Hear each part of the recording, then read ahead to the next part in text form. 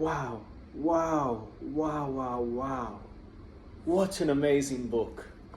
This is my favorite theology book that I've read so far. What an amazing book. Look at that one, guys. It's an amazing theology book. Definitely highly recommend. No sarcasm at all. Very good theology. 100% trustworthy. Man, I gotta find another book now. What am I going to get? Let's see. Ooh, I'm going to pick up this book. Let's see what it's in this one, guys.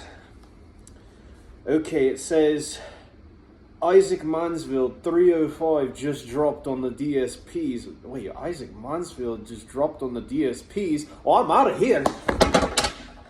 Man, I just think I'm losing focus. Fight!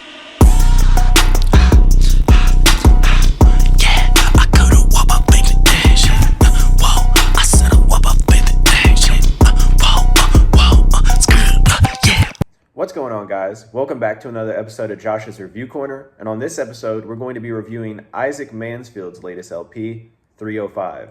I'm going to be doing the rest of this review in my sunglasses, as I only think it matches the natural attire. I'm just joking. I'm obviously not going to be doing that, because I think that's just crazy. But Isaac Mansfield is a Miami-based Christian hip-hop artist. He's someone that I was put onto pretty recently. Wasn't really familiar with his work. He's someone that after I dug into him a little bit, he has been dropping music from what I can find on Spotify since 2022. He's been dropping a steady stream of albums since 2024. In fact, this is not the only album he has dropped this year. This is the second LP. He dropped an LP back in February. But this is the one that has caught my attention. Let's talk about some of the optics of this album. This album checks in at around a 27-minute runtime, 13 tracks long. Each track, give or take a little, runs at about 2 minutes long. From what I could find in the production credits, I couldn't find them on Spotify or on Apple, but I could only find the writer credit being Isaac Mansfield. So with that being said, I think, and he could correct me if I'm wrong on this, but I think he produced the entirety of this project. And anytime you see someone who's produced, written, and performed a project on their own, that is honestly pretty awesome. I think about guys like Tory Deshawn who do something very similar, guys like Ty Brazel, John Keith. All of these guys tend to be really great artists, and so it got me very excited to see what Isaac Mansfield had for us today. So let's talk about some of the favorites I have off of this project. Before we get into the favorites, one of the things I want to compliment this album on is the vibe. This project being titled 305, the opening track being titled Miami, is paying homage to the city. You think about guys who are in secular rap who have done something very similar, especially for Miami. Denzel Curry with that project Zoo definitely is the first one that comes to my mind. I love it when artists take the time to explore a sound of a city. I think about the West Indies project that dropped earlier this year. That's one of the things I wish that project would have done more. You think about Miles Minnick's discography. He embraces that Bay Area sound. I wish he would embrace that West Coast sound, a la the Chronic, Doggy Style era 1990s West Coast hip hop sound. That's why I think I have such an affinity for a track such as Ghost. But this project tries to embrace the Miami sound, and it does a really good job. When I listen to this project, I feel like I'm on a beach with my feet kicked up, sunglasses on, breeze going across my face, looking at an oceanside view, sipping on something exotic that has an umbrella in it, sun beating down, 85 to 90 degree day in the summer.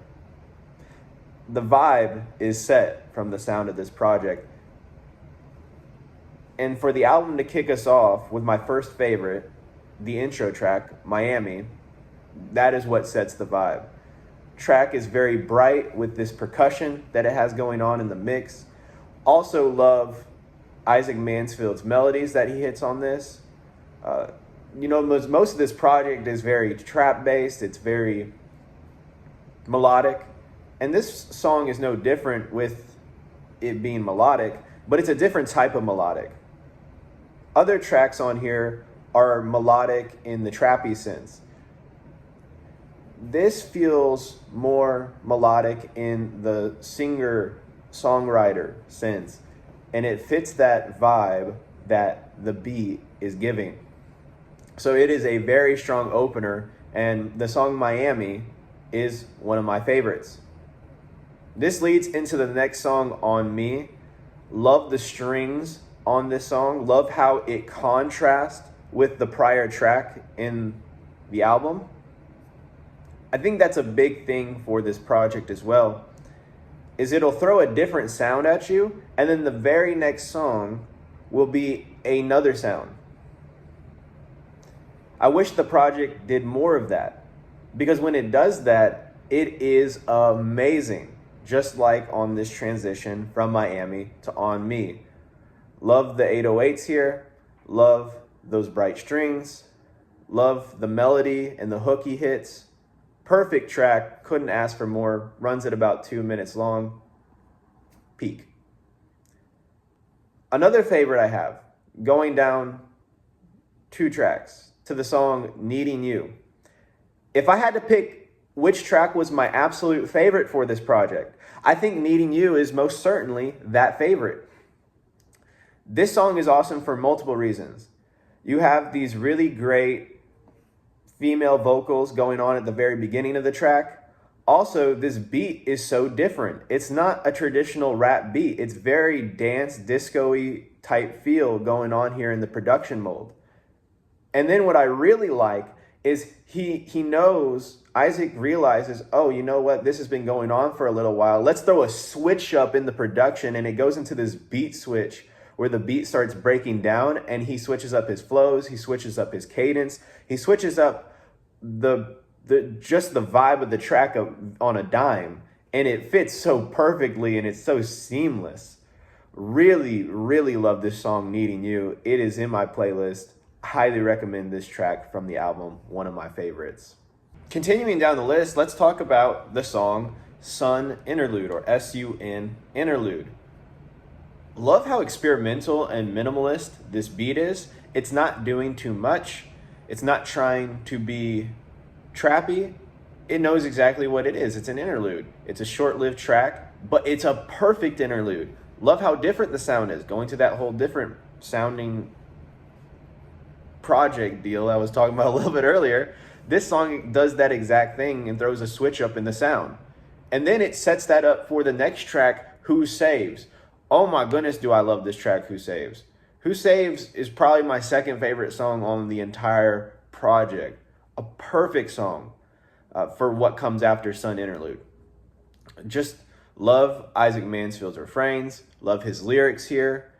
And that's another thing for this entire project. The lyrics are very good.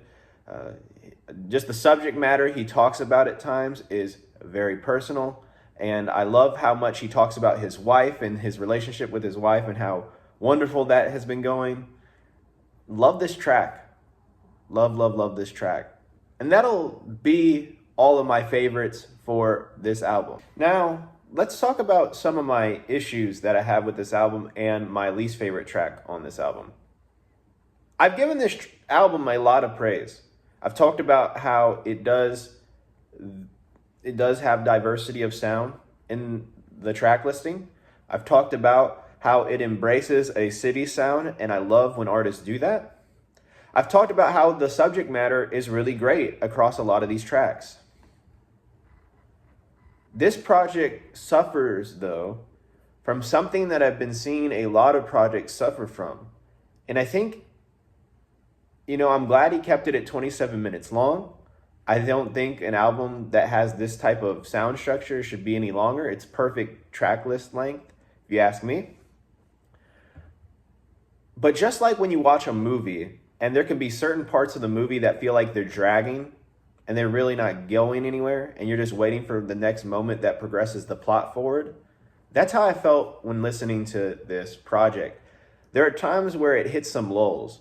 For example, you get that song On Me, but then you get the song Never Too Late. You get that song Needing You, but then you get the song Bring Me Down and See the Truth and Summer Break. And yeah, Summer Break's a little bit different. It has those very, I'll say, bombastic 808s that are just hitting you very hard, but not really different in the delivery and the cadences that he delivers. You also get that song Who Saves, but then you get the songs Closer Than Us, Calling Out, TOTG, Freestyle.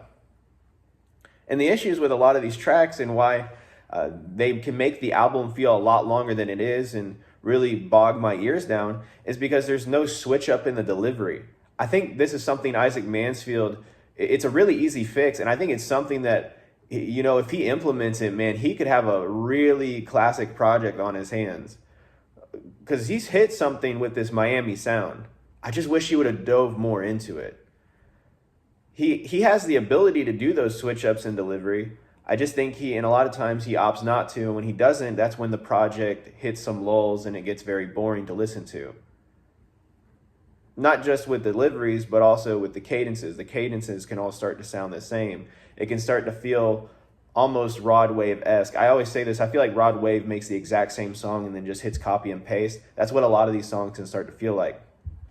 Now, a song I do want to give credit to is the song Fire. You know, you think about that song, it's not one of my favorites. I think it's very airy. It almost feels like you're at a Michelin-starred restaurant and you're eating something that has 5 calories in it, but it has this very crazy presentation, but there's really not much substance behind it. That's how Fire feels, but it's not my least favorite by any means. I like the vibe. It contributes to that Miami sound. Just wish you would have fleshed out that track a little bit more. But a song that's definitely my least favorite is the TOTG Freestyle. This feels like a very unnecessary track in the track listing. It doesn't add anything new to the album. It has the same 808 sounds and deliveries that have been already presented on prior tracks. So I think he could have just cut down on the track listing here even a little bit more, or explored some different sounds for this project. So that's my least favorite, and those are just some of my issues with this project. As for my final score on this album, I had to think this over a lot, but I feel very confident giving this a 5 out of 10.